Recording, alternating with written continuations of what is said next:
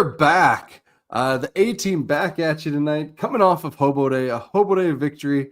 And I tried to say this in Rants and Raves, but any win over UNI on Hobo Day is a good win. And I will take it every single time, whether it's by 1 point or 101 points. So that's where we're starting at, folks. That's the vibe. That's the mood that I got right now. And I guess if you're going to come in here and be angry about that all show, so be it. We will try to be constructive and the best we can, but we are positive after a Hobo Day victory and being 6-0. Chad, how are you? I'm doing well. Yeah, I mean, any victory Sunday is a good Sunday. We all felt like we should have been a little further ahead on the points at the first half, but we ended up beating them 31-3. I mean, the defense obviously was the bright spot. They dominated most of the game. That many turnovers. That was excellent. A couple of them seemed to get squandered, so there's that, I guess. I mean, I'm not an apologist either, though. Halfway through the season, our offense needs to be doing a little better. We thought we've seen bright spots, right? We've had halves where we've performed excellent. The 605's Hogs had an excellent game last week. And, maybe it was the fact that they were packing 10 in the box at times. That made it really hard for the 605 Dogs to have a good day. I mean, when I played offensive line, not that I was any good and it was only in high school, I couldn't block two dudes at once myself. So kind of hard to expect guys to excel when they have 10 guys coming at them and only one eye safety. So we'll have to work on that, I guess. But, I mean, what do you do? Yeah, what do you do? What we do is we go to Dallas and say, welcome, Dallas. How you doing? He has audio. No, you're not. Mike's not on. Oh, now he's on. Now he's frozen. Yeah, he's good. No, there we go. No, I have a significant computer issue. I think it has a virus. These weird windows keep popping up and closing on their own. So I don't know. I think I probably just wired some money to Saudi Arabia or something. I'm not sure. But otherwise, life is good. I feel like Durex and Trojan missed out on an opportunity there. I don't know what's going on. That was not cool. So I'm here. Got to experience like my probably second Hobo Day the last 15 years. So that was really cool. And yeah, got to go with the whole family. That was awesome.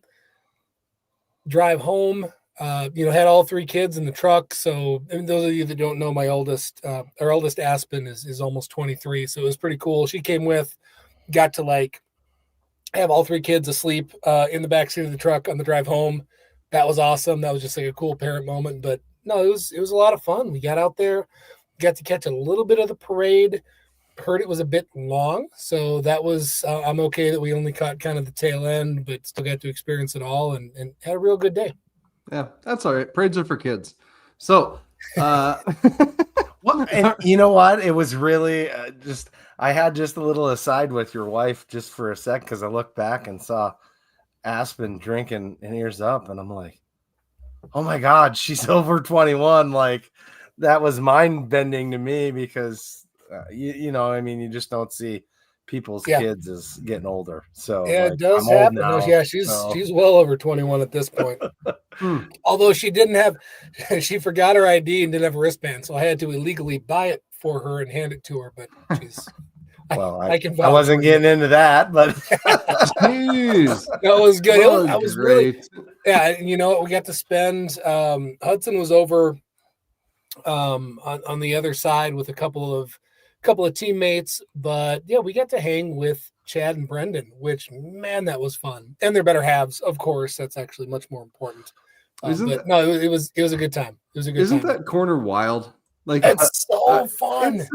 I'm sorry you had to listen to my diatribe all game. Oh no, dude, it's absolutely the best. It's that northeast corner of the stadium there. I mean, it's loud, it's energetic. Had a very, very good time hanging with everybody over there. No one tells you to sit down, Nope, there's lots of good stuff. Exactly. Everybody understands exactly what needs to happen. Yeah. Excellent. Hey, before we get too deep into this thing, we got to thank our title sponsor, Kubota Dealers of South Dakota. I plan, Chad, to take my mower deck off tomorrow. I'm going to mow the high spots again, crunch some leaves, probably use my loader to move my wife's planters back into the shed for the winter, and things like that. So I'm getting ready. And if you need to get ready for winter or get something to help you move some snow, stop into one of the Kubota Dealers of South Dakota, and they will get you hooked up with what you need, whether it's a skid steer, a tractor, a Ranger, a side-by-side, whatever it may be, or if it's a subcompact tractor like Chad and I have, a BX 2680 with a front-end snowblower and a loader, we can do that for you too. So thank you, Kubota Dealers of South Dakota. Kirby, how you doing, buddy? Funny you should mention the front-end snowblower. I had one of my neighbors ended up down at the end of the road. Long story how we got to there. We started talking about how he had gotten another brand of compact tractor. Mm-hmm. And I told him I had a front-mounted snowblower, and he's like, "They make those?" I was like, "Yeah." Oh. He's like, "Can I even buy them for this green thing?" And I'm like, "I don't know, man. You might have to you could probably sell and get your money back and go buy yourself a Kubota. You know, I know there's a good dealer right here in Sioux Falls at Pfeiffer's, and there we go. Good deal, you know, the front snowblower is worth it." And he's like, "No, seriously, if I can't get a front snowblower, I can do that." I was like, "Nice." There we go. You hear that, John? I hope you like that. Go. There we go. Get someone else in orange. That happened this last week. So Perfect. Get your equipment in orange from your local Dakota Kubota dealer. There we go. Also got to thank our show sponsor, Hadrick Ranch. Dallas, you made a roast of some sort last week. It looked phenomenal. Oh, I did. It was so good. And I wanted to bring that up last week that I actually found it in my freezer. I had a chuck roast. I forgot that I had frozen it and saved it. Man, it was delicious. Guys, the quality of beef makes a difference. It really does. Check out Hadrick. Get on the website, order it, shows up, with the word's totally escaping me. The dry ice. The freezer bag thing. Yep. There we go. Thank you. There we go. But no, it's phenomenal quality beef. It is better. So my favorite class at SDSU, which I vaguely remember at this point, was called Meats Production to Consumption. I actually was a hotel restaurant management major because there wasn't like a business management major. Yeah. So I did that. But the meats class was my favorite. And everybody, there is a difference. You don't get the stuff from restaurants in your grocery store typically. You just can't. Like restaurants take that. Like they get the best stuff. You cannot get it typically in a normal grocery store, but go to Hadrick, you can get it, and it's honestly even better than anything that you're going to find. So, hey, there we go. Like B. Will says here, the quality of meat always matter, and like Troy Hadrick always says, life's too short for bad beef. Hey, and I want to give a shout out with Brian being here. Him and Stacker and Scott are doing those short weekly bits episodes, which kind of is like what we used to do with What to Watch. But there's this video version, really fun, quick hitting, and really good information. So I would encourage you guys to check out what they got going on over on Splitting Hairs, and that the bits in particular I really like on social media. So good job, guys, on those. Yeah, indeed. All right, should we talk about this game a little bit? We already kind of dove into it. I want to start here because we sometimes skip all around. On television, because I wasn't there, folks. The crowd looked and sounded awesome. Was it that awesome in the stadium? Chad was kind of like, man, maybe when we were talking pre-show. So Dallas, you can break the tie on this. I mean, it was good. I won't say. It was. I would say very good to start, but I was a little bit frustrated in the second half how hard that dove off. And okay, so a portion of the student section leaving at halftime, like that is not abnormal. And I'm not going to berate a bunch of college kids for leaving. Like that happens at almost every stadium, whatever level you're at. But the fact that the game was still 14-3, very much in question halfway through the third quarter. Yeah, the energy just dove. And some of that is probably going to be, the team, or No, not the team. The offense came out sleepy in the second half. Defense did not. So, that kind of there's a give and take there, right? Where the team energizes the crowd energizes the team, and it just kind of all works together. So, like I said, it started out great, kind of dove off, but energy at the tailgate, phenomenal. We got to I talk to a bunch of recruits and parents. They were just blown away by the backyard. And I mean, I got asked by multiple parents, like, is it like this every game? I'm like, yeah, most of them, right? Like by the time you get to, if you play Indiana State in November, no, it's not quite like this. But overall, yeah, it is. So we're creating an impression, and it definitely shows. So yeah, I'd like to see some people hang out a little bit longer. I'd like to see that culture continue, but it was okay. Chad, I want to jump in here quick. Thank you, Dallas, for that perspective. So this was funny. So the crowd would be super loud on TV, and the cameras would turn to like show the crowd, like everyone full throat, just screaming their faces off. And literally it'd be like 5 people in the shot that were like that were just yelling as loud as they could. Otherwise, everyone was just looking stoic in the stands. And it's like, what's going on here? Where is this noise coming from? Okay, Chad, yes. It's a process. We're still getting there. We haven't done anything fast. A lot of these people are new to coming to every game. It's a process. I swear to God, I'm on board with that. I wasn't years ago, but now that we're regularly filling the stadium, the next step is these people got to make more noise. Yeah, it's a process. No, Chad, we're doing our part. Yep, no, Chad, spot on, dude. And I think we've talked about this a handful of times that we're selling out the stadium routinely, and you get for different games, different crowds that come in, and the Beef Bowl is one of them. Hobo Day is one of them, where you get a bunch of people like, oh, I'm going to go to my one game every 4 years, and they have no idea what that's going to be like. They're not used to it. Like 100%. Like this is it's an evolution. And this historically, right, however many years ago, was more of a basketball school. I think maybe, the crowds there understood what to do more. This isn't, Central Texas, where people were raised to understand scenarios and how to, like, I brought this up on the pod before, but the TCU game, we sat next to the student section, mind blowing.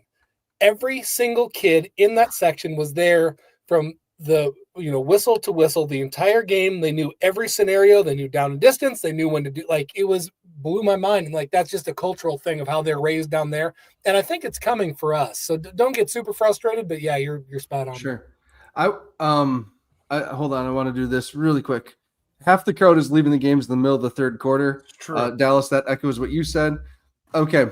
So I am guilty. I usually am gone before, if it's not a close game, middle of the fourth to end of fourth, because I have a 2-hour drive and I've sat in traffic for 45 minutes before trying to get out, depending on which direction they're routing traffic on any given game. This year, they haven't done that with barricades and stuff on the east side of the stadium, but in prior years, they'd barricade right to the north or right on the south edge of the softball field. So backyard had to go north. Everything south of that had to go south in the town. And in the media parking lot, you're the last person out. So a lot of times I'd get a jump on that and hit the road early just so I didn't have to do that. Not a great excuse, but just one reason. I think the traffic has traumatized people from when they've tried to fix it, but only made it worse, honestly. And this year that's kind of more of a free-for-all, and it seems to be working, in my opinion. I haven't had any horror stories. I haven't left the library a lot, but the problem I had leaving there is I couldn't go north. I mean, that was something I said on the way out to my wife. I was like, so much better to just be able to go north and get out of here, and they got that light there, so that's it. That's nice too. But Brian Williams, respectfully disagree. That's never going to happen. We're not going to move the student section behind the opponent's bench. That would be great. But there's money there's money. He's not saying it's going to happen. He says it's a good idea, which I completely agree. I love that. Fair enough. We used to have that in Frost Arena, and it was incredible. It was incredible. It was incredible. And I used to ring my loud ass cowbell the entire time out, and they had to move to the center of the arena. But anyway. Yep. Good. Okay. Chad, you want to? Yes. You are a fan of the parade. Tell me about the parade. Tell me about fan cakes and kegs and eggs and all of that good stuff. Fan cakes was awesome. I go to the parade mostly because of my wife. I didn't leave the pub. I didn't leave Wooden Legs. I just sat there and drank beer, and she went and caught the parade. Okay, fair enough. And we kind of she was there for the pride. My understanding is there's a few people that it's a long parade. It's a good parade, but it's a long parade. And if one's more into tailgating than like I am, then you tend to skip out on some of it. And that's what we did. So we got to tailgate early, tried to help set up, but they'd already done some of that without us. All right, good. And Dallas, you said you caught part of the parade. Where would you watch it at? So we actually, it was by accident. We got into town a little bit late. Ended up sneaking around over to Bozade's, and I'm like, oh, hey, I'm just going to fill up the truck here. And then we just kind of left it sitting there at one of the pumps at Bozade's and watched from there. So that worked pretty well. Yeah. No, I had intended to get downtown and didn't. So no, went to the bookstore. There was like an hour line at the bookstore. It was just bananas. Yeah, I got back. And like, we wrapped all the way around the store. It probably was better. My wife and my daughter stayed and bought a couple things, but Hudson and I took off. I don't know. Other than that, I don't have any other just random Hobo Day stuff. You guys started talking game a little bit. Is there anywhere we wanted to dive in? Dive in.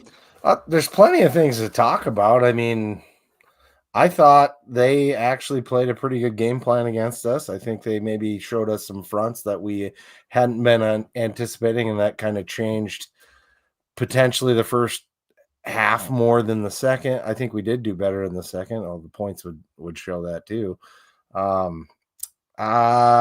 We should talk about Luffridge going down, because you and I talked about that in the game. That's a very, very important thing to talk about. Let's talk about the crew a little bit.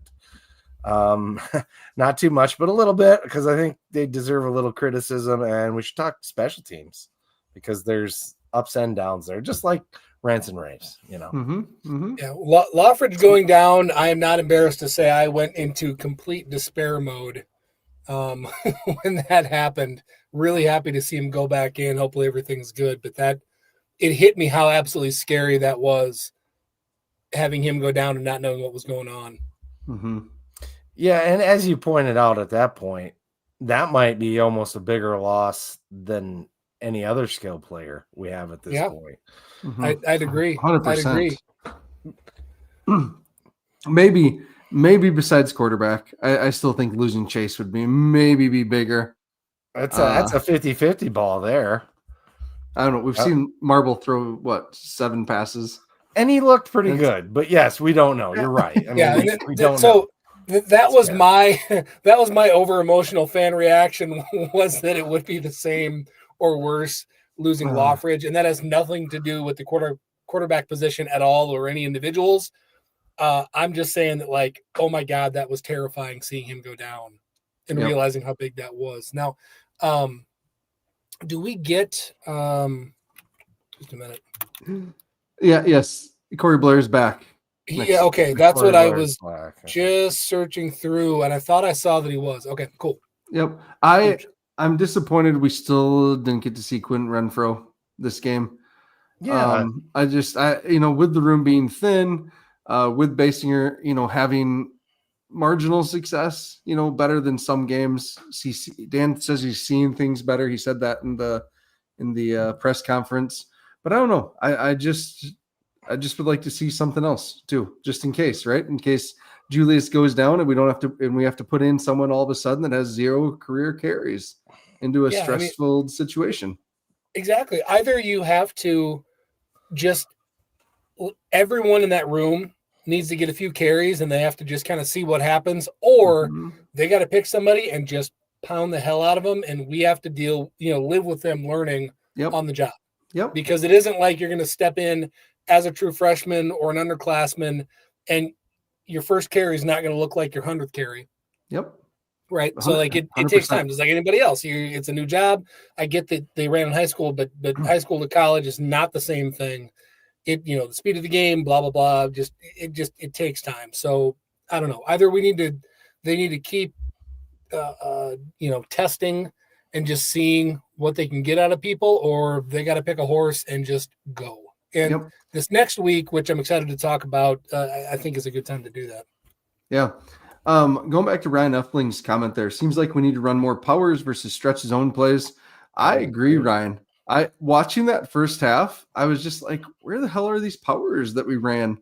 And these, the pin pull concept and stuff that we've heard so much about.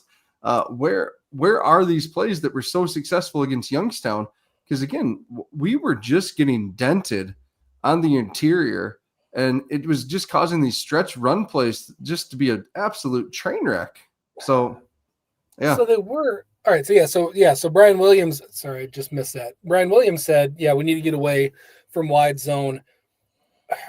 When the box is loaded, I mean, the thing that we did have the most success out of was, we'll call it for lack of a better term, swing passes. I mean, it's when the box is loaded, you got to just get out to the side and take advantage of numbers a little bit better that way. And that was where by far the offense had the most success all day long. There was a few different ways that we did it, but it's that extended handoff, get the ball on the line of scrimmage, just outside of the hashes.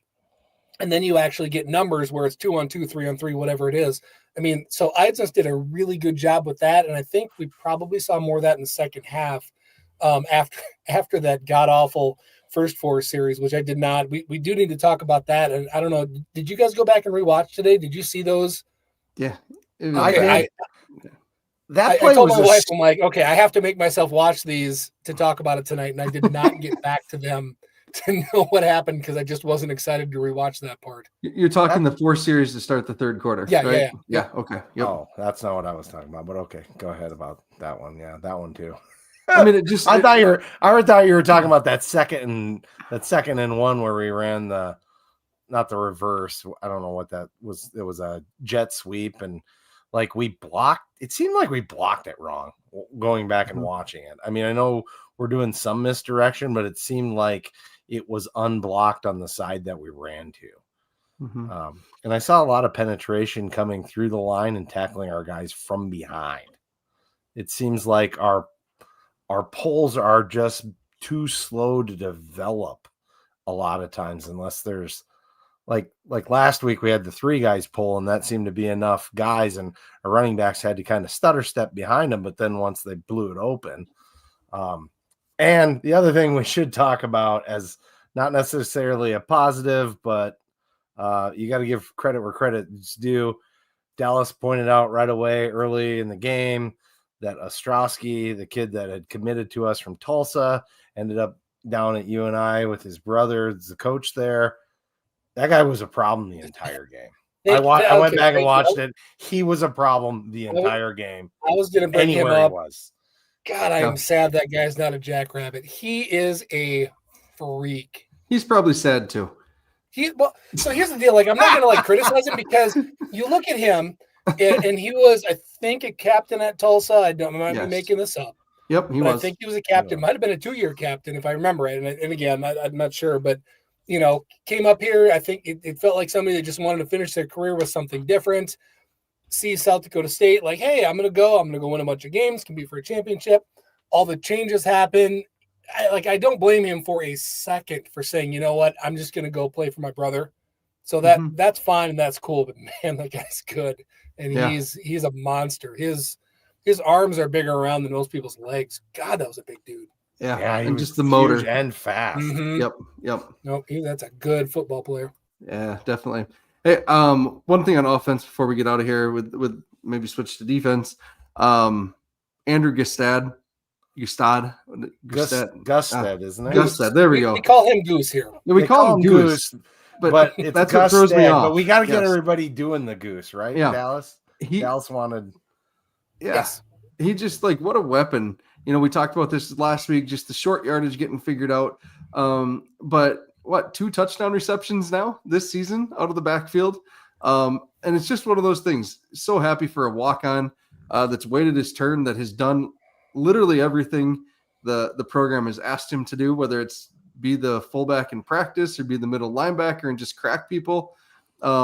It's just so much fun to have him having some success. And clearly the team is happy for him too. And Dallas, I'd like to point out, because I caught it in the rewatch, since we talked about it in the stands, it was 1,000% Benedetto that full-on headbutted Goose with his helmet on, and they talked about it at length. I caught it in the stands. I looked at Dallas. I'm like, dude, I think one of our coaches just headbutted Goose, and he's like, really? I was like, pretty sure it was Benedetto, and he's got like, expect nothing less from Benedetto. That's awesome. Benedetto should keep his Adam Fritz stash. He's going for the Fritz look. It looks perfect. I'm going to just point that out. Dude's got some style. I like it. It's funny. Hey, anything else for offense? Jack Smith. Happy to see him really contributing. Yep. I think he's our best blocking wide receiver right now. I'd believe that. He's really good at some of his blocks. Yep. Some of our tight ends are doing well too, but they're tight ends, so they should. Yeah. Oh, thank you. Tight end. Good job. Grayton Gannon. That was fun to see him with those back-to-back receptions, that catch and run on the screen. We got to get him the ball. I don't know how, but we got to get Grayton Gannon the ball and more involved in the offense. Would really love to see that because he does make plays. And we keep hearing how good of a receiver he is. Let's see it. Dave Alpers had some really good blocks, at least one for sure. So it was good to see him out there. Very, very encouraging seeing that group, progress from week to week. One other thing that I thought was worth, one of the comments threw me off there. Sorry, Logan Green put lead blocker was awesome to see. It was awesome, Cody. And yes, that was cool. And we missed it in the game trying to figure out who number 51 on offense was, and it was not number 51 on offense. It was the one and only number 51. So get your athletes out there and do some stuff. Where I was going with that, I wanted to talk about this last week, did not get to it. I am curious with the game on Hobo Day against UNI and the game coming up. There's this weird game that coaches can play sometimes about what do you put on film. Yes. Now, you could potentially say that going in, because everybody knows the marker game is probably deciding everything. And by the way, I would recommend anybody go listen to, it was Sam Herder and Zach McKinnell's pod. What do they do together? What is that called? FCS Football Talk. FCS Football Talk. Go listen to that from last week. Sports, yeah. They break down like 7 different playoff scenarios for seeding, and it's phenomenal. And obviously it all goes through the marker game. But coming up on that, I'm really curious if Eric Eidsness and Coach Dan Jackson are there things that they're trying to put on film these 2 weeks with opponents that maybe again, not bulletin board material, but it's not the marker game, right? Are they withholding things, or are they intentionally putting things on film that they want other people to see? Like, I don't know what's going on there, but there could be something. I think they are playing a bit of 3D chess. And if I was going to bet my house on something, I'd bet my house that we see a few more quarterback runs the next home game. Yeah, that could make sense. I was wondering, when do you hold that for? I mean, that's it, right? Like, when you hit the playoffs, it's going to be like, all right, Chase, go, bud. It makes total sense at that point to release. And I don't even know, do you look at, as a coach, do you look at the marker game as must win? I mean, obviously you want to. We all want to. But if that's a tight game, do you risk something happening to Chase? Or do you just, is that the one where you're like, all right, let's go. It's all on the table? I think you save it for the second half of the marker game and just see where you're at in that. Yeah. Game. That sounds like a good idea right there. That makes sense. We are a second half team, right? I mean, we're in the second half of our schedule. We've performed the best in the second half. We're a second half team. Let's go. Yeah. Okay. Defensively, the linebackers. Colin McShane's punch was awesome. That was one of my favorite plays of the day. That was so you could. Yeah. Go ahead. No, you say it. You go. No, like you could see him so at full speed, not slowing it down, you could see him recognize that, okay, this guy's wrapped up, he's going down. The ball carrier had his arm down and was holding, and people listening can't see this, but he had his arm down. Basically, he was on in a 3-point stance holding the ball, basically, and you could see him stop, recognize what was happening, and then just poke directly through the ball. Like, this wasn't I'm going to light somebody up and try to jar it loose. I mean, it was complete precision. It was textbook. It was so cool. So thank you for bringing that up, Matt. Yeah, that was great. Joel Ullman recovered it. Those two just keep making plays. Colin McShane for All-American. But everyone in the chat wants to talk about Chase Van Tol, who was sensational. 2 sacks, the interception, and then the roadkill of the UNI quarterback. That makes 90s NFL hit films, man. We haven't seen hits like that in a while. Oh, boy. It was so bad. They literally that guy got up fine. I'm glad he's okay. Yeah. He went to the other side. The other staff saw the replay and sat him on the bench and did concussion protocol justifiably. That was a hit, dude. It was funny hearing Riggs talk about it on the broadcast. He's like, yeah, like, you make a pick or a play and you just know you shouldn't do it. And you're kind of fired up and you go over there and maybe just stay out of there. It was pretty funny. Like, just Riggs encouraging him, like, don't stick your nose in that, like, ever again. Yeah, I think Riggs played quarterback long enough to know that he wouldn't have tried that himself. Yeah, Riggs is so good. God, I love listening to him talk. Yeah, we're lucky to have him. Yeah, really are. He's good. Yeah, he does his he's on with Gaskins. Gaskins once a week, and that is worth a listen to for sure. Obviously, like I think we talk a lot about Gaskin's show and really enjoy his weekly episode with the Zimmer.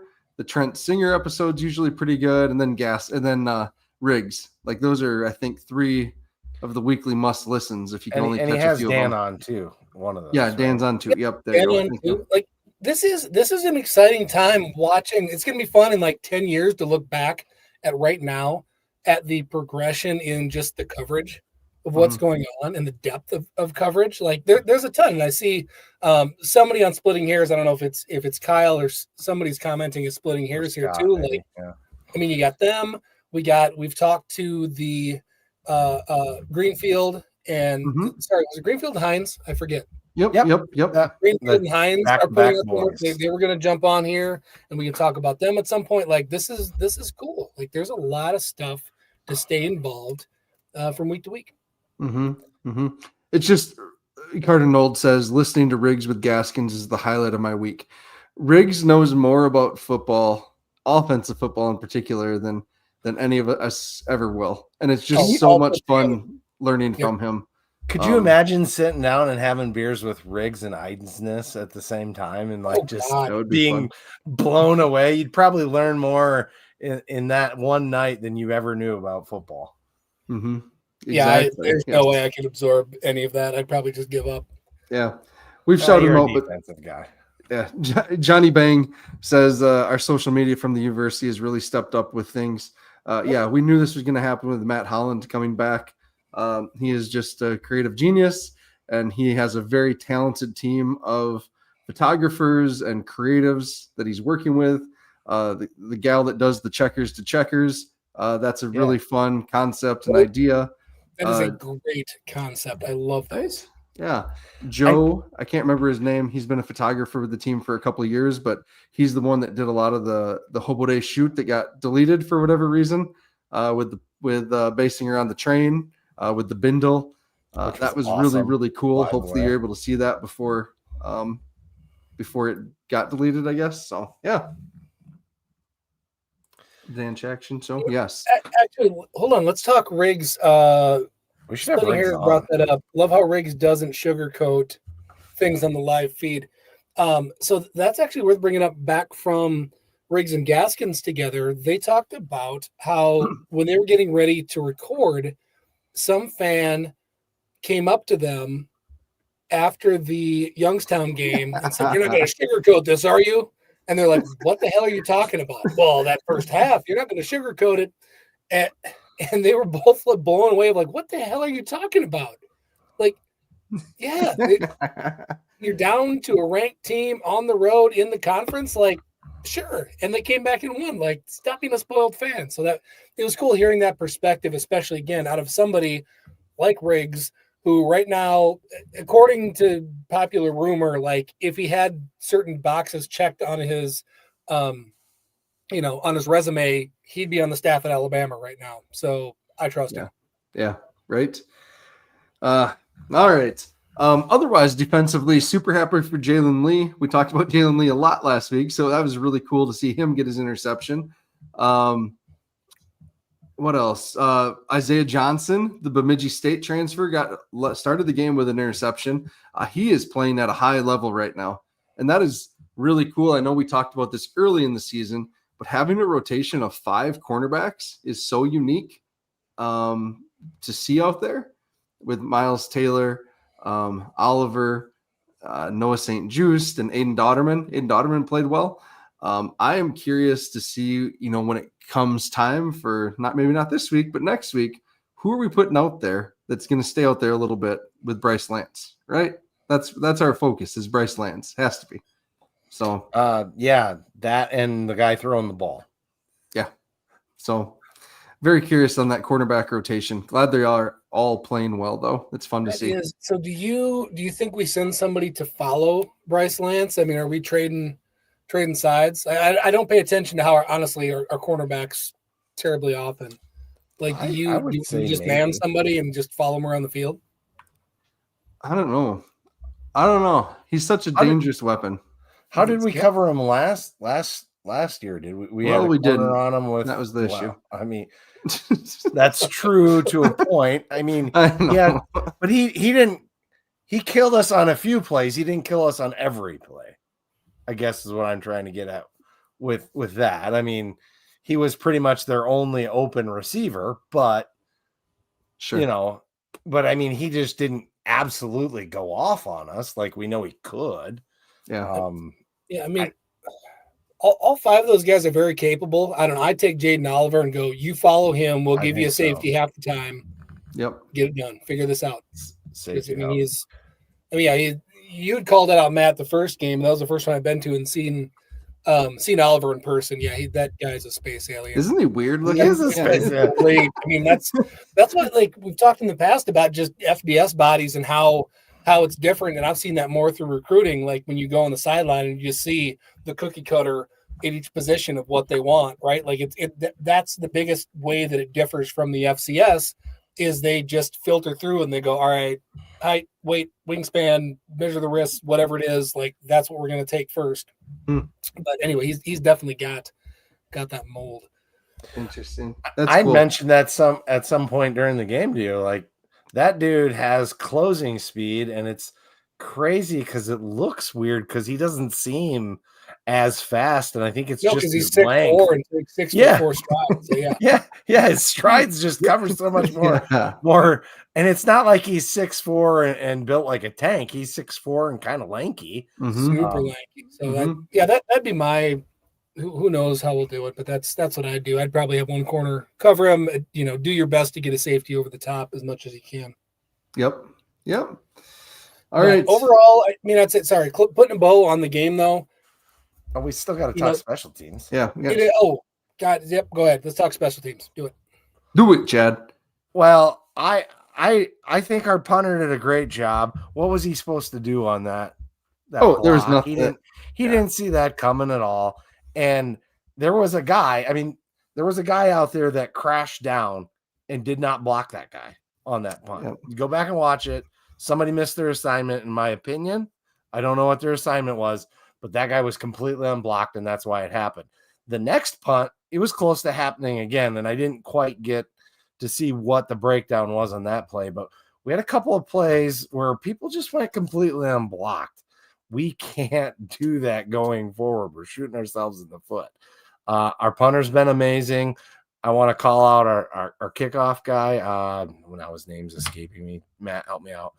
Ryan Harrington. Ryan Harrington, thank you. Harrington's been amazing on his kicks. The one that fell short for our field goal, our place kicker, that one that fell short on the north end, I think the wind just knocked that down because it was going fine and then it just came up short. I don't think that one's on him. The other one, okay, it went wide left. I guess you get a mark against you on that one. We covered the ball amazingly well on the returns of the punts and stuff. Cody Cotton had an amazing day. Yep. He had the one tackle where he grabbed cloth and just went 360 with that guy and did not let go and brought him down himself. And then apparently it's illegal to have too many men on one side of the kickoff when one's holding the tee, which seems like bullshit to me, but we got called and flagged for that. Apparently this crew knew the rules too well at times. Yeah, it's a thing. I guess so. I'm not saying they were wrong. It just felt like bullshit because we had to hold the goddamn tee. Doesn't seem like it's an advantage to our team with a guy on his knee. To me, at the end of the day with special teams, 2 or 3 things that I thought of with you talking about that. One, the names that you brought up, those are all of the names that we talked about for the last 2 years that are now making giant plays mostly on the defensive side of the ball. It shows depth. And again, I've talked about this a million times.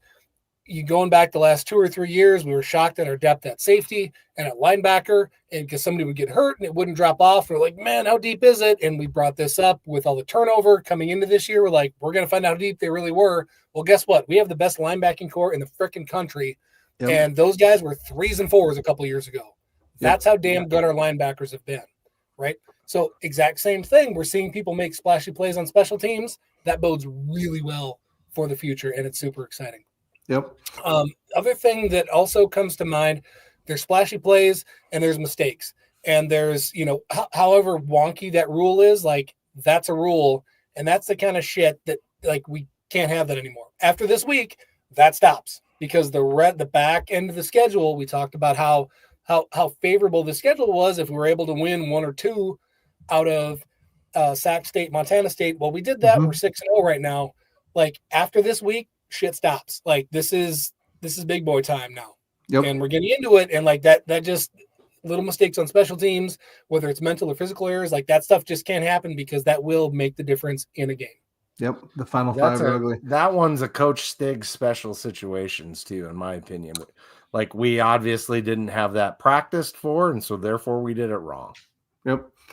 Hey, 2 things I just want to bring up quick. The blocked punt. I went back and watched it too, and that one. Sorry. Our formation was funky on it. We had 2 gunners on the right and 1 on the left. So we had 3 guys that aren't involved in the protection at all. We brought in the guy on the right just to help a little bit. We motioned him back in, but he was on the right side of the formation. The block came from the left, and that's where they had it completely overloaded. So I'm very curious on that. Just like, was that a mistake in alignment or what? Because there's something obviously wasn't right for that many guys to get that close to blocking the punt and for one guy to basically take it off his foot. So I don't know, something just I'm thinking about there. Yeah, yep. It just looked wrong. Yeah, exactly. So thank you, Garrett. And also I wrote this in Rants and Raves, but I've been on other college campuses where they have a homecoming and it's nowhere near as cool as Hobo Day. So to the Hobo Day committee, I don't know if any of them watch this. If you have any students that are part of it, give them a huge thumbs up. It takes a ton of work.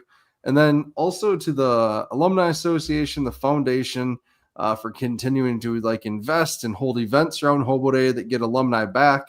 It just makes it like super special. It's just one of the unique things about SDSU.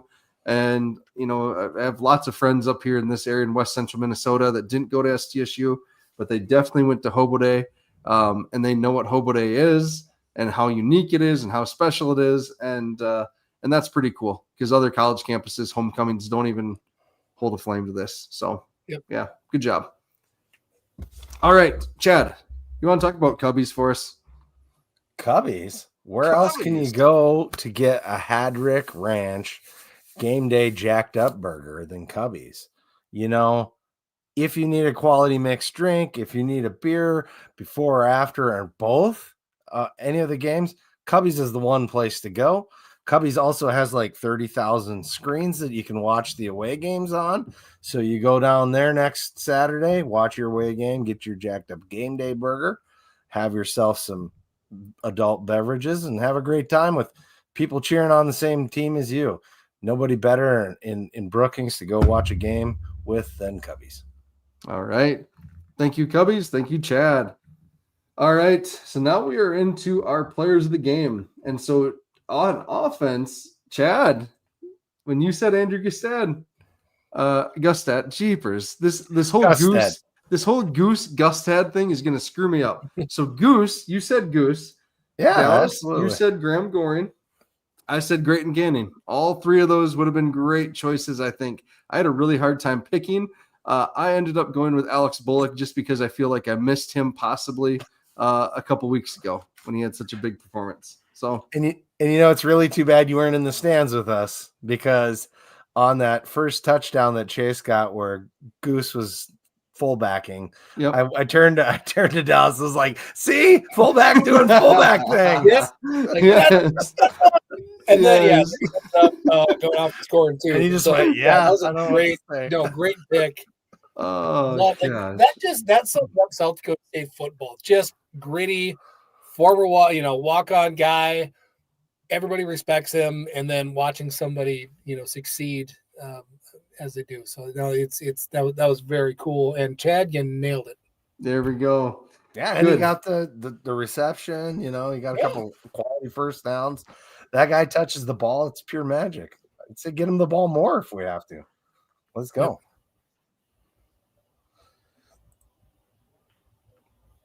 Matt's frozen. So Matt is frozen, and I don't have his lists. Neither do I. Remember who you called for defensive player of the game?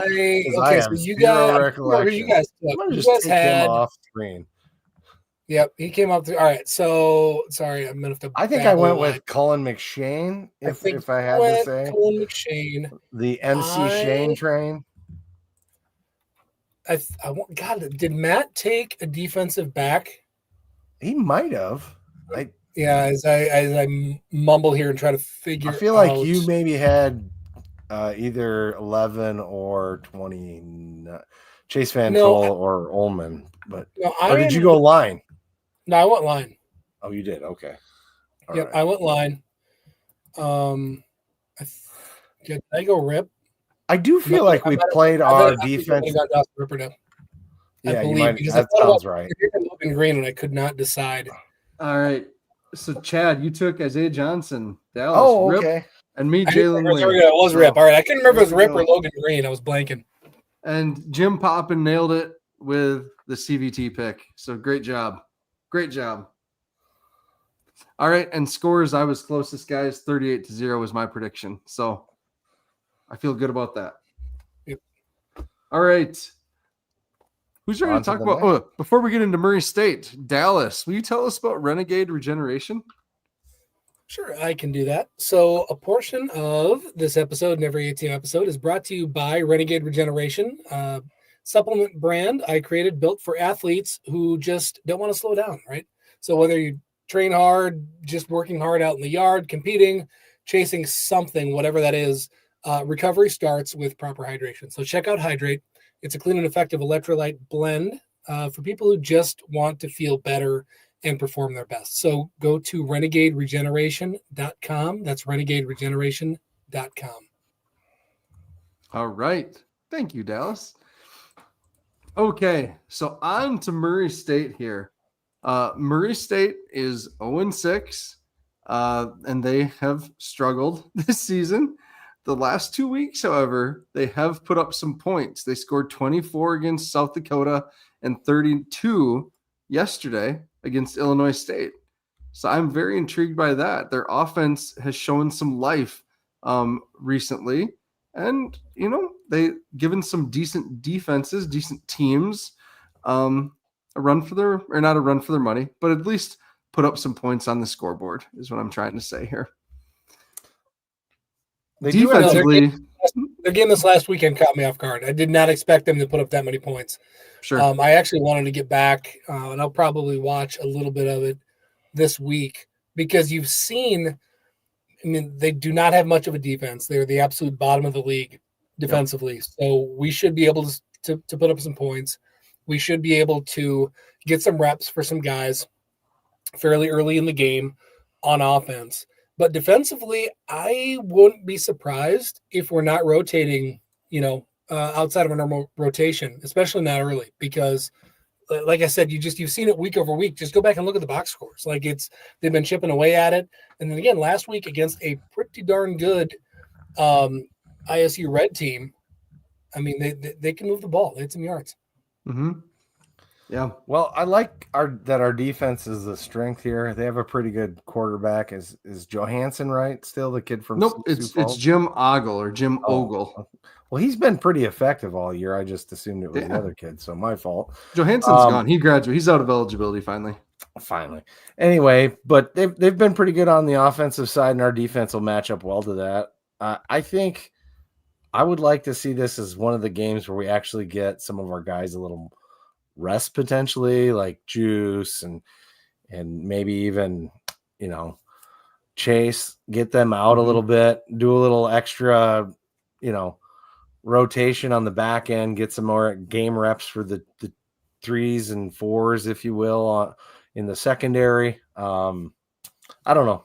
That's what I'd like to see personally, is that we get a comfortable lead in the first half, and then to me, if we see Lawfridge more than one series in the second half, that's a problem. You know what's coming, so let's be smart. And I am completely okay if this is not a flashy, splashy win. I mean, yes, everybody wants to win 50-0. I do not care. Let's get Juice out of the game. Maybe let's get Mason out of the game earlier. Although I assume there's probably some stuff that they're still messing around and want to work on a little bit too. Yep. Right. So that's possible. So there could be positivity to those reps. But to me, a running back that's the bell cow that's going to get beat up all this year. Like, no, he's had enough carries. Let's get him out. And yeah, Seth Meyer says, I think Blair sees a lot of reps. I would like to see Blair get a lot of reps. Like that's that's going to be huge. Yep. On offense for them, they have a nice running back in Juwan Northington. I remember Brendan and Alex talked specifically about him at the media day and how big his quads and thighs were, if I remember right. Dude's 5'9", 217. So, so he's built. He's had a lot of success at Murray running the ball. I know I should have. Just what's another week? I could have definitely extended my stay. Could have your liver handled another week of Nashville? No, I don't think so. Or my wallet. Who've done? All right. But no, so that's a player to watch. And the Jim Ogle, I just went and looked at him quick. He was a University of Louisiana Monroe recruit, 3 stars out of high school. So, he's throwing 5 touchdowns, 7 interceptions. So there's going to be a chance there for our defense to kind of build on this momentum of turnovers and interceptions. I like that a lot. What is that? There will be a horse. Yes. There will be a horse. Hopefully the horse does not see much running. I want to go to a game there to see that. I know. So we should take the bus some year. We should do the bus trip there some year just for fun. I would love that. That would be awesome. That's also kind of next step for just our fan base too, is starting to travel a little bit better. Yeah. No, that'd be fun. Like I've definitely not seen all of the conference stadiums, and that's something that I'd like to experience for sure. Yeah. Could nice we do lined up on a long weekend like this coming? I know it would have been perfect. Yeah. Couldn't we have done like some distillery tours and stuff along the way and things like that? Like that. There's a lot of fun things to do going that direction. God, the other fun thing. I'm filled with regrets. Sorry. The other fun thing is I can finally use that. I'm going to see a man about a horse line with my wife again and not just be going to the restroom. Anyway. Oh my God. Go see a horse run around the track. Go see a man about a horse. Yeah. Anyway. But folks, we're gonna move the ball on these guys. We are hopefully gonna put up some points. You know, they're giving up 284 yards per game on the ground, 236 through the air. There's going to be opportunities to move the. Yes, we know people with bus companies. We're working. That's who we're working with on the way to Grand Forks. So that's going to be a blast. Which Jim Poppin confirmed with us that it's full. Is the bus full? That's cool. Nice I think job. it is full. Yeah. I know that Jim Poppin mentioned that he can maybe still get tickets at a good rate. So if you're planning on going and you don't have tickets yet, reach out to him. The worst thing he can do is tell you can't get any more. So yep. He says the bus is full. So perfect. Right on. Good work, Jim. Yeah. But hey, let's put a pin in this. Maybe in 2 years, let's go to Murray with everyone. Wouldn't that be just a hoot? Yeah, that would be. Just pick a random place once a year that we haven't been to and do a bus trip. Yes, I love that. All right. Cool. Let's do these picks. Picks are presented by Northwestern Mutual. Again, I've talked about Northwestern Mutual plenty of times. Whether you need life insurance, if you need help investing for retirement, saving for school, just saving for a big ticket item, a trip or something like that, talk to Northwestern Mutual. Chris Schenkel and his team down there in the Sioux Falls office are terrific, and they've definitely helped me. Plus, they are doing terrific work with Alex's Lemonade Stand and kind of being the main champions, the leaders on this initiative for such an important thing. So thank you, Northwestern Mutual, Chris Schenkel, and your team. Really appreciate it. All right. I think it's my turn to go first. I think, Dallas, didn't you start last week? I did. Okay, yeah. Okay. All right. So on offense, I'm going with Basinger, James Basinger, as our offensive player of the week. Then Chad? Shane Wellingbring. All right. I love it. Am I allowed to ask you what the criteria are for this one? I mean, you nailed the last one. So. I think he's going to lay some dudes out on some polling, and it's going to be great. And that's why I'm picking him. I like it. I just want to know how we will know. And I am okay. So he's going to bring some of them snaps down. We had some that got a little high this last week. Snap. They're fine still, but gosh. In the strike zone. So without having any idea how healthy he is or what the game plan is, I'm going to go with Blair. Okay. Fair enough. I like it. Going to be optimistic that, I'm basically the same vein as you, Matt, that I'm hoping that there's the O-lines, starting O-line stays in for most of the game, wears dudes down, and whoever the number 2 back is that gets most of the carries is going to just light up the second half. Yeah. I'm glad you guys are seeing this with Sammy Drezzy too. He looks the part out there. I'm really excited about his future because we graduate a couple guys, right? Yeah. And there is going to be playing time available, a lot of it next year. So excited for that.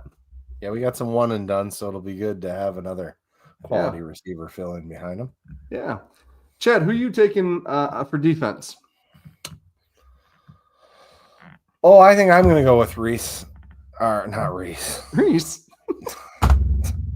I got the wrong T. Are we back on the best athlete ever to come out of Marshall, Minnesota? Is that he might be collecting pension at this point. Cut for me. I'm out. I'm done. Okay. Well, actually, Matt, you're supposed to go first. What are you doing? I did go first on offense. Yeah. Oh, I thought. We don't keep. He does snake first. Oh, my bad. My first day, guys. Sorry. Yeah. So Dallas, we're gonna skip Dallas. Chad's having a Minnesota Vikings moment, and where he's gonna get bypassed here in the draft. So defensive end, okay. We're going with a defensive end. A defensive end. Okay. Thank you, Ripper Dud. Seth. Rip. That's what I was tossing. There we go. All right, Dallas. Okay, so gotta overthinking it. I wanted to go with like the fourth linebacker in, but I don't think I'm going to do it.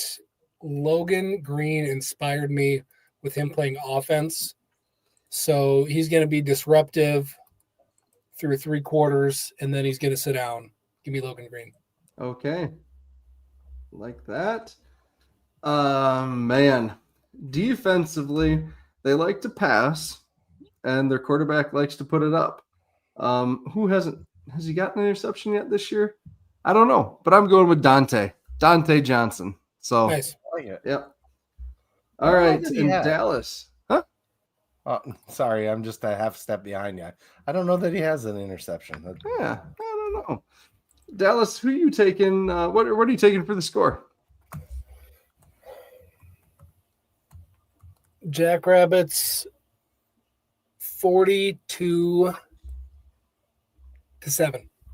Okay. Chad? Actually, no, it's me. It's me here. Okay, well, fine. You go then. I don't know. I think I screwed this up. I'm going anyway. I'm going pick already. I'm going 52-10. 52-10. No. Yeah, I'm glad I went then. Good. I hate you. I'm already hating my pick. There's gonna be a 3 in there somewhere. They're gonna move the ball a little bit at some point. There's gonna be a field goal. Yeah. Fine. Just give me 42-10 then. 42 okay, take it one from each of us. All right, 42-10. That's not what I did. Okay. I didn't even. I'm trying to look up. I'm sure, but I am looking at the roster trying to find that stat.